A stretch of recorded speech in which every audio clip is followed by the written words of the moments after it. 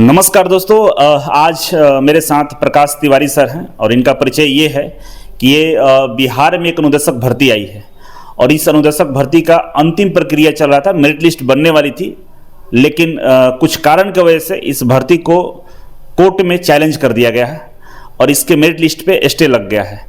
और ये स्टे क्यों लगा है, इसके पीछे क्या कारण है और इसे कब तक सही कर लिया जाएगा या इसकी मेरिट लिस्ट कब तक जारी हो सकती है, तमाम चीज़ों पर हम बात करेंगे। नमस्कार सर, आपका स्वागत है इस सेशन में। नमस्कार सर। सबसे पहले सर आपका बहुत बहुत धन्यवाद जो आपने अपने इस प्लेटफॉर्म के माध्यम से हमें बोलने का मौका दिया। और सर पता चला है आज आपका जन्मदिन है, तो सर हमारे तरफ से बहुत बहुत बधाई जन्मदिन की। Thank you. और सर आपसे एक सवाल है। जी सर। चलिए अब सीधे हम लोग मुद्दे पे आते हैं। जी सर। सवाल ये है कि जो बिहार में अनुदेशक भर्ती निकाली गई, एग्जाम भी लिया गया, सारी चीज़ें सही चल रही थी, अचानक से ये क्या गड़बड़ हो गया? सर इसमें देखा जाए तो गड़बड़ी हमारे गेस्ट अनुदेशक जो सीनियर हैं हमारे सम्माननीय हैं, उनके इस बहाली को लेकर के कोर्ट में पहुंचने और इस बहाली को कैंसिल कराने के उद्देश्य से कोर्ट केस करने के कारण इस बहाली में देरी हो रही है। और हमें बेहद अफसोस इस बात का हो रहा है कि सर पिछले 12 साल से इस बहाली को किसी न किसी तरह से लटकाया जा रहा है, भटकाया जा रहा है, जो कि कहीं से उचित नहीं है। बहुत सारे ऐसे योग्य अभ्यर्थी हैं जो कि ये सोच करके तैयारी करते हैं, कोचिंग संस्थान में एडमिशन लेते हैं, अपना समय और धन दोनों लगाते हैं ये सोच करके कि हमें एक अच्छे प्रशिक्षक के रूप में, अच्छे शिक्षक के रूप में मौका मिलेगा। और हम बिहार के तमाम जो ऐसे छात्र हैं जो कि कुछ सीखने के व्यू से, कुछ नया चीज़ करने के व्यू से वो आते हैं, ITI में एडमिशन लेते हैं, लेकिन उन्हें वो चीज़ नहीं मिल पाती है। और जो हम लोग जैसे जो अभ्यर्थी हैं वो ये चीज़ जो है, ये मसला अपने दिल में एक अरमान जो लिए हैं कि हम अच्छे प्रशिक्षक के रूप में सेवा दे सके, ये कहीं ना कहीं हम लोगों की पूरी नहीं हो पाती है। सर एक सवाल और है कि जो अनुदेशक भर्ती था जी, उसको कोर्ट में चैलेंज किया गया, वो कौन से पॉइंट्स है जिसपे जो हमारे विपक्ष के लोग हैं, कह सकते हैं कि जो लोग नहीं होने देना चाहते, वो कौन से पॉइंट्स को चैलेंज किए हैं कोर्ट में? सर देखिए, इसमें तो मुख्य रूप से जो हमारे गेस्ट अनुदेशक जो हमारे सीनियर हैं, तो उन्होंने मुख्य रूप से इसमें नियमावली को गलत बताते हुए चैलेंज किए हैं। उसके बाद उन्होंने गजट पर भी सवाल खड़ा किए हैं और साथ साथ उन्होंने कुछ, हमें जानकारी जिस तरह से मिली है कि 3-4 केस जो है ऑलरेडी माननीय न्यायालय द्वारा खारिज किया जा चुका है। और पिछले 2023 का जो 3-4 केस है और 2024 का एक और केस है जो कि केस नंबर 2162, इन सभी को एक साथ मर्ज कर दिया गया है, चूँकि दो सबका विषय एक था। और मुद्दा सर यही था कि गजट के अनुसार, गजट बाद में निकाला गया, नियमावली सही नहीं है, DGT का जो नियमावली होता है उसके अकॉर्डिंग ये बहाली नहीं है, जो कि तमाम चीज़ को अगर गहनता से आप स्टडी कीजिए तो आपको कहीं कोई कमी नज़र नहीं आती है। और उसके साथ साथ उन्होंने एक RPL सिस्टम होता है जिसके तहत CITS कोर्स कराया जाता है, या DGT ने व्यवस्था लागू किया था। और उन्होंने अपना जो एक्सपीरियंस है उसमें वेटेज को लेकर के भी कुछ केस किए हैं। CITS नॉन CITS मैंडेटरी को लेकर के भी हुआ है कि CTI मैंडेटरी होना चाहिए, जो कि सर मेरे हिसाब से कहीं से भी उचित नहीं है, क्योंकि बिहार सरकार की अभी जो नियमावली है ये इतनी साफ सुथरी नियमावली है और ये अभी जो विज्ञापन आई है ये इतनी अच्छी विज्ञप्ति आई है कि इसमें सभी को समान मौका मिला है, कोई भेदभाव नहीं है। और CTI और नॉन CTI का कोई लड़ाई ही नहीं है सर, क्योंकि DGT के जो रूल रेगुलेशन है, उनका जो नियमावली है उसमें भी साफ साफ लिखा गया है कि अगर CTI कैंडिडेट नहीं मिल पाते हैं तो हमें नॉन CTI कैंडिडेट को भी उस रिक्त पदों को भरना होगा और उनके लिए एक जो व्यवस्था है कि उनको 3 साल का मौका दिया जाएगा, 3 साल के अंदर उनको CTI कर लेना होगा। तो सर 3 साल के बाद जो नॉन CTI कैंडिडेट हैं वो तो हमारे साथी बन जाएंगे, वो तो CTI कर लेंगे, फिर सर CTI और नॉन CTI का मसला कहाँ रह जाता है। रही बात सर वेटेज की, तो CTI का जो 30% वेटेज बिहार सरकार के नियमावली में मिला है, तो एक तरह से अगर अप्रत्यक्ष रूप से देखा जाए तो ये सर CTI मैंडेटरी के समान है, क्योंकि बहुत सारे ऐसे CTI कैंडिडेट हैं जिनका कि अगर रिटेन में CBT में मार्क्स कम भी आया है तो उन्हें 30% वेटेज के सहारे उनका मार्क्स जो है वो क्वालिफाइंग मार्क्स से बहुत ऊपर पहुंच गया है और उनका जो भी CTI क्वालिफाइड, CTI जो किए हैं और CBT क्वालिफाइड हैं, उनका 99.9% इस बहाली में रिजल्ट होने की संभावना है। सर ये हम जानना चाहते हैं कि आखिर क्या वजह है कि जो गेस्ट अनुदेशक हैं या जो कॉन्ट्रैक्ट पर लोग हैं वो बार बार इस बहाली को टारगेट कर रहे हैं कि रोक दिया जाए किसी तरह से। इसके पीछे मतलब उनका क्या उद्देश्य है, आपके अनुसार क्या हो सकता है? सर देखिए, ये तो सभी लोगों को समझ में आ रही है और सर्वविदित है कि इसमें बस छोटी सी स्वार्थ की भावना है और सर कुछ नहीं है। वे लोग सिर्फ ये चाहते हैं कि हमें जितना मिल रहा है, एक तरह से मैं क्षमा प्रार्थी होते हुए उनसे कहना चाहूँगा कि ये जो बंधुआ मजदूर वाली स्थिति है, बंधुआ मजदूर वाली जो नौकरी है, इसी में वो अपने आप को खुश मान रहे हैं, जो कि सर उनके लिए भी घातक है और हमारे लिए भी, आगे आने वाले पीढ़ी के लिए भी। सर उन्हें लगता है कि ये नई बहाली जो आएगी, नियमित बहाली, तो उनका जॉब चला जाएगा, जबकि मैं उन्हें बताना चाहूँगा कि वो इतने सालों से सेवा दे रहे हैं और कहीं ना कहीं उनको जानकारी है, वे लोग इस बात से अनभिज्ञ नहीं है कि जितनी सीटों पर अभी बहाली आई है उसका दोगुना सीट वैकेंट है। तो कहीं से भी हमारे गेस्ट इंस्ट्रक्टर जो सीनियर हैं उनको कहीं से भी ये डर नहीं होना चाहिए कि नियमित बहाली आने के बाद वे निकाले जाएंगे। अच्छा सर, एक सवाल और मेरे मन में आ रहा है कि अगर उनको ये बात का डर है कि अगर परमानेंट बहाली हो जाती है तो हमें बाहर निकाल दिया जाएगा, ऐसा उनको डर है, लेकिन जो कोर्ट में चैलेंज किया गया है पॉइंट्स को, तो 2 पॉइंट्स आपने बताया, एक तो CITS नियमावली को लेकर और दूसरा कि गजट में जो प्रकाशित नहीं हुआ है, लेकिन वो कहीं इस बात का चर्चा केस के अंदर में नहीं किए हैं कि भाई हम 10 साल से नौकरी कर रहे हैं, 5 साल से नौकरी कर रहे हैं, हमें कुछ जगह दिया जाए, इसके बात को तो कहीं जिक्र नहीं है। तो फिर ये कहीं ना कहीं बातें निराधार लग रही है, या कह सकते हैं कि उन लोगों का लड़ने का जो तरीका है वो गलत है, बिहार हित में बात करें तो। जी, मैं कहना चाहूँगा, हमारे जो साथी हैं गेस्ट इंस्ट्रक्टर, हमारे सीनियर जो हैं, कि वे लोग अपने हक की लड़ाई तो जरूर लड़ रहे हैं, लेकिन उनका तरीका गलत है। उन्होंने इतने सालों से सेवा दिया, इस सेवा का जो एक फल उन्हें मिलना चाहिए, हम भी उनके साथ हैं, लेकिन वे अपने सरकारी जो ITI का जो इंस्ट्रक्टर पद है उस पर अपने ये गेस्ट वाले पद को रेगुलर पद में बदलने के लिए अगर सरकार से मांग करते हैं या फिर इसको लेकर के कोर्ट में गए होते हैं, हम उनका साथ देते हैं। वे अपने वेतन वृद्धि, जो हम मानते हैं कि देखिए समाज में जीने के लिए एक सम्मानजनक वेतन की भी जरूरत होती है, वे अपनी वेतन वृद्धि जो मानदेय है उसको लेकर के अगर कोर्ट में गए होते तो शायद हमें खुशी होती और हम उनका साथ देते हैं। लेकिन अभी क्या स्थिति है कि अभी तो एक नियोजित शिक्षक से भी डाउन स्थिति में वो चले गए हैं। कहने को सरकारी ITI में इंस्ट्रक्टर हैं, लेकिन वेतन की दृष्टिकोण से देखा जाए तो उनका ये स्तर सबसे निचले पायदान पर चला जाता है। एक चपरासी का वेतन उनको मिल रहा है, जो कि हमें भी दुख पहुंचाता है। लेकिन सर दुख इस बात का है कि वे इस चीज़ की तरफ गौर नहीं कर रहे हैं।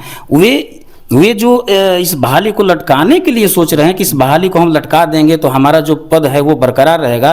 तो सर आप आगे 60 साल तक नौकरी तो कर पाएंगे, लेकिन कभी सम्मान से सर जी नहीं पाएंगे। अच्छा, ये ऐसे अगर वो लोग कर रहे हैं तो कहीं ना कहीं खतरा तो बना रहेगा हमेशा, आज ना तो कल तो जाने का खतरा बना रहेगा।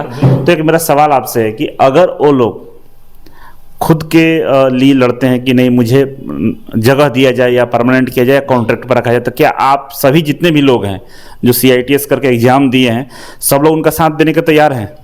जी सर, बिल्कुल। मैं इस विषय में एक बात आपसे कहना चाहूँगा कि सर हमें तो शुरू से ये उम्मीद थी कि हम अगर नए इंस्ट्रक्टर के रूप में ITI में जाते हैं तो हमें हमारे जो सीनियर हैं पहले से, चाहे वो गेस्ट में हो चाहे संविदा में हो, कोई मसला नहीं है, लेकिन हमारे वो सीनियर हैं, अनुभव उनके पास है, वहाँ की कार्यशैली, वहाँ का जो माहौल है, उनसे हमको अवगत कराएंगे। हमको बहुत कुछ जो नया चीज़ है जो कि हमें ITI में जाके करना है, सिखाना है, तरीका हमको नहीं पता, वो सारा चीज़ उनसे हम सीखते हैं और हम चाहते हैं कि वो रहें वहाँ, ताकि हमें उनका अनुभव, उनका मार्गदर्शन, उनका सहयोग, उनका समर्थन सब हमें मिलता रहे।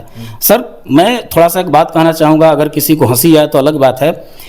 लड़की भी चाहती है सर कि हमारा उस घर में शादी हो जहाँ की हमारी सासू माँ हो, हमारी जेठानी हो, हमारी देवरानी हो, ताकि हमें एक जो कंफर्टेबल माहौल मिल सके। और हमें कुछ, अगर मेरे अंदर कुछ कमी है तो उस कमी को उन लोगों के अनुभव के द्वारा हम पूरा कर सके। हमें उस चीज़ को नए माहौल में ढलने के लिए जो आवश्यक एक अंदर से इच्छा होती है कि नहीं, हमें जो एक माहौल मिले जिसमें कि हम कंफर्टेबल फील करें, हमें झिझक महसूस ना हो, नई चीज़ें सीखने का मौका मिले, ये सारा कुछ तो हमें इन लोगों से मिलने वाला है। हम क्यों चाहेंगे सर कि ये हट जाएं? तो जैसा कि हम भी एक बात कहना चाहें कि अगर गेस्ट अनुदेशक की तरफ से ऐसा कुछ लिया जाता है कि भाई अपने हक के लिए लड़ेंगे कि हमें रखा जाए, तो बिल्कुल सभी लोग साथ हैं, और आप भी अगर चाहते हैं इस चैनल पर अगर कुछ कहना तो बिल्कुल स्वागत रहेगा। एक और जो दूसरा पॉइंट से गजट का, कि गजट में प्रकाशित नहीं किया गया, ऐसा कुछ कोर्ट में चैलेंज किया गया है, कोर्ट किया गया, तो आप इसके बारे में बताइए, इसमें क्या मुद्दा है? देखिए सर, गजट की जो बात है, तो गजट एक ऐसी प्रक्रिया है जो कोई भी सरकार जो है तो अगर अपने स्तर पर कोई बहाली निकालती है तो उस बहाली को लेकर के जो उनका अपना सदन होता है, कहीं एक सदन कहीं दो सदन जो भी है, या फिर मंत्रियों से विचार विमर्श जो होता है, तो गजट एक प्रक्रिया है कि इस तरह की बहाली निकाली जा रही है और इस बहाली में ये चीज़ हम शामिल कर रहे हैं, इस वेतन स्तर को शामिल कर रहे हैं, इतने पदों को सृजित किया गया या इतने पदों पर बहाली निकाला गया, इसका एकमात्र सूचना होता है। गजट जो है सूचना होता है कि हमने इन चीज़ों को ऐसे इस डेट से निकाला। अब सर सवाल आता है कि मान लीजिए कि अगर कुछ चीज़ें सही है, उसकी सूचना 2 दिन 4 दिन बाद अगर निकलती है, तो क्या हम उन चीज़ों को छोड़ देंगे सिर्फ इसलिए कि वो सूचना हमें 2 दिन बाद मिली? एक सवाल आपसे है कि मान लीजिए कि वो लोग बोलते हैं गजट में लेट से प्रकाशित किया गया तो हमें सूचना नहीं मिला, यही पॉइंट है उन लोगों का, तो क्या वो लोग फॉर्म भरे थे या नहीं भरे थे, एग्जाम दिए थे या नहीं दिए थे? देखिए सर, ये तो मतलब विडम्बना है कि ऐसा वो लोग सोच रहे हैं, दुर्भाग्य है। जहाँ तक मुझे जानकारी है कि जितने भी अभ्यर्थी हैं वो कोई भी गजट देखता नहीं है। जब तक ये गजट का मुद्दा इन लोग नहीं उठाते अगर, तो शायद गजट का कोई चर्चा ही नहीं होता। सबसे पहले लोग इंतजार करते हैं बहाली की। बहाली जैसे ही आती है तो वो लोग फॉर्म भरते हैं, एडवर्टाइजमेंट पढ़ते हैं, और 75% से ज़्यादा लोग एडवर्टाइजमेंट भी नहीं पूरा पढ़ते हैं, अपने साथियों की मदद से ये फॉर्म भरते हैं। और फॉर्म भरने के साथ साथ वो इंतजार करते हैं कि कब जल्दी से एग्ज़ाम हो, कब हमारा रिजल्ट निकले, कब ज्वाइनिंग हो। बहुत सारे गेस्ट इंस्ट्रक्टर, या फिर मैं ये भी बोल सकता हूं कि लगभग जिनकी एज बची हुई थी और जिनके पास क्वालिफिकेशन है, उन्होंने सारे लोगों ने फॉर्म भरा है, और उनमें से अधिकांश लोग अच्छे नंबरों से पास हैं, जिनका कि क्वालिफाइंग मार्क्स से ज़्यादा नंबर आ रहा है।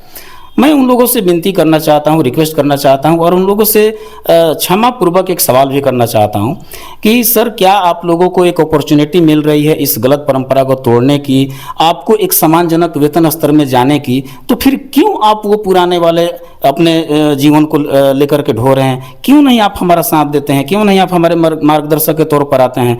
आपका जरा सा अगर सहयोग मिले तो हमारी लड़ाई जो विभाग से है, जो सरकार से है, जो सरकार और विभाग हमें बंधुआ मजदूर बना के रखी है, इसको हम लोग दूर कर सकते हैं।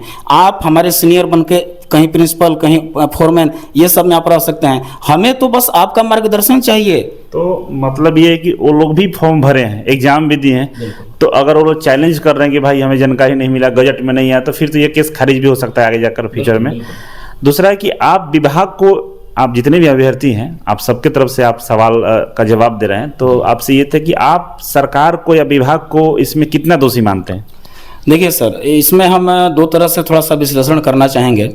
सर्वप्रथम तो सरकार और विभाग की सरासर गलती है, अगर हम बोले तो 100%, क्योंकि सरकार और विभाग अच्छी तरह से ये जानते हैं कि जब तक हम किसी को सम्मानजनक वेतन नहीं देंगे तब तक वो मन लगा करके काम नहीं करेगा।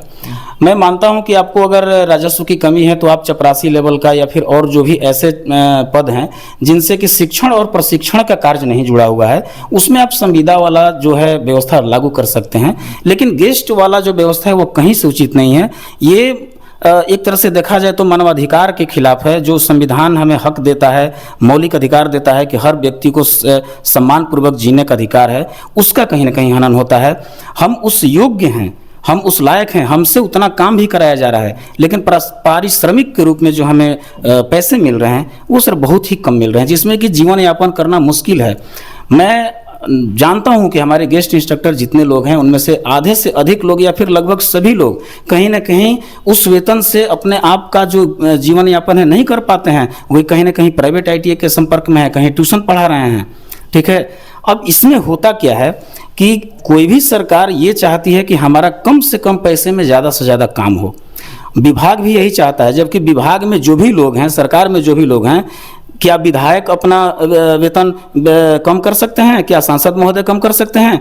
विधायक और सांसद लोगों के लिए गेस्ट विधायक और संविदा पर ऐसा तो कोई व्यवस्था नहीं किया जाता है। उन्हें तो दिन दूना रात चौगुना वेतन वृद्धि किया जाता है, उनके सुख सुविधाओं में वृद्धि किया जाता है, उनके जो भत्ते हैं उनमें वृद्धि किया जाता है। तो फिर ऐसा भेदभाव सिर्फ टीचर के साथ ही क्यों, इंस्ट्रक्टर के साथ ही क्यों? तो आपका कहने का मतलब ये है कि पैसे की वजह से विभाग ये बहाली को लंबित कर रहा है कि कुछ और इसके पीछे कारण बन सकता है?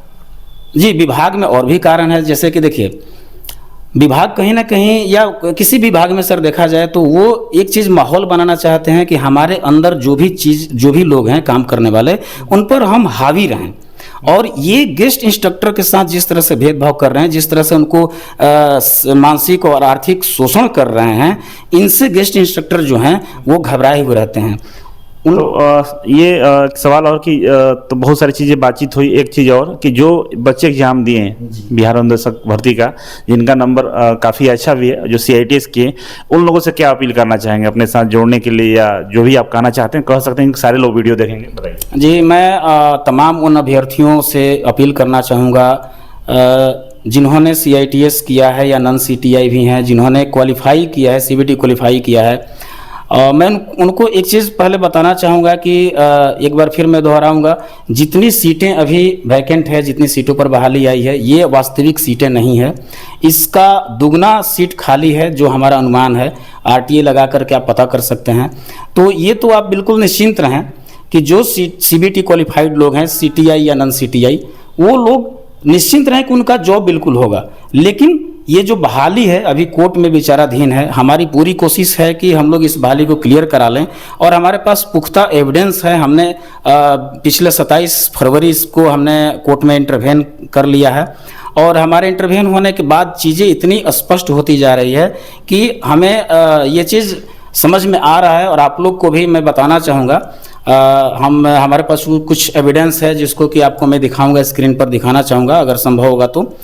हमारा जो कोर्ट केस है वो 90% हमारे फेवर में है। माननीय उच्च न्यायालय जो है पटना, उनका भी विचार यही है कि जो मेहनत किए हैं बच्चे, जो परीक्षा में पास किए हैं, उनका जॉब होना चाहिए, और वो लोग निश्चिंत रहे, उनका जॉब होगा। वो उन लोगों से अपील है कि हमारे इस लड़ाई में आप लोग साथ दें, इस मुहिम में साथ दें। ये हम लोगों का गलत तरीके से और अधर्म के रास्ते पर चल करके लड़ाई हम लोग नहीं जीतने वाले हैं। हम लोग मेहनत किए हैं, 12 साल का इंतजार किए हैं, और कहीं ना कहीं हमारे मेहनत का, हमारे धैर्य की जो एक परिणाम होना चाहिए वो सकारात्मक और सुखद होनी चाहिए। इसलिए मैं तमाम साथियों से आग्रह करूंगा कि हमारे साथ हमारे व्हाट्सएप ग्रुप से जुड़ें। मैं चाहूँगा सर से कि इनके डिस्क्रिप्शन में या फिर कमेंट बॉक्स में हमारे जो मित्र देख रहे हैं तो वो व्हाट्सएप का लिंक शेयर करें। आप हमारे व्हाट्सएप ग्रुप के साथ हमारे साथ जुड़िए, हमारे साथ मीटिंग में आइए, और अपना सुझाव, अपनी शंका, अपना सवाल, या फिर आपके मन में अगर हमारे इस मुहिम को लेकर के विरोधाभास भी है तो आप उचित शब्दों में हमारे समक्ष रखिए। हम आपका बहुत बहुत स्वागत करेंगे, और हमें कहीं ना कहीं आपके सुझावों, आपके मार्गदर्शन की भी ज़रूरत है ताकि हम अपनी कमियों को भी सुधार सकें। तो आप लोग जरूर जुड़िएगा। डिस्क्रिप्शन बॉक्स में व्हाट्सएप ग्रुप का लिंक हम डाल देंगे। तो इस मुद्दे पर हम बात कर रहे थे, आगे और भी कहीं मौका मिला तो जरूर इस बात को लेकर हम आएंगे। अभी के लिए बस इतना ही था। Thank you so much. Thank you sir. Thank you sir.